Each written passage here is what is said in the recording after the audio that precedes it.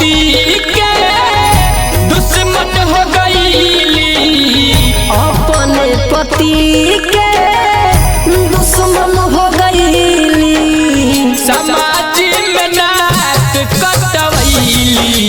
ए भाई हो मर्द के अपना नुइली, ए भाई हो मर्द के अपना नुइली।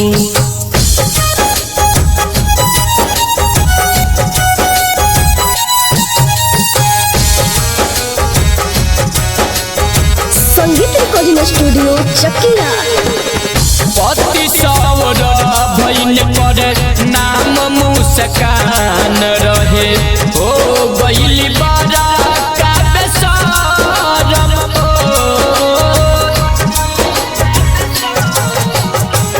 पति सौर भैन कर नाम मुस्कान रहे, हो गईली बड़ा का बेशरम।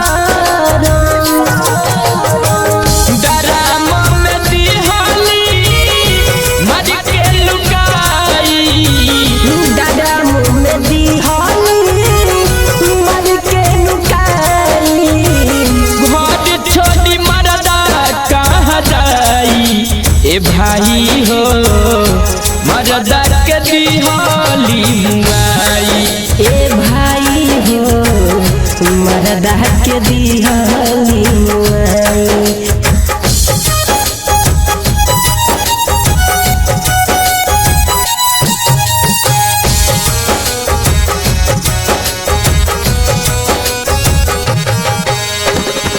पहला नील दूर घाटा नहीं साचे, परिहन के भरोसा।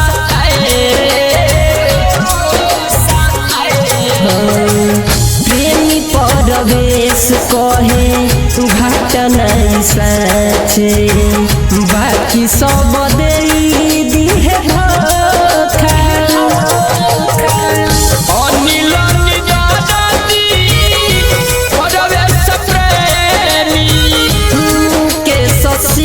सुना बिना दीवाना, सोची सोची आवताई।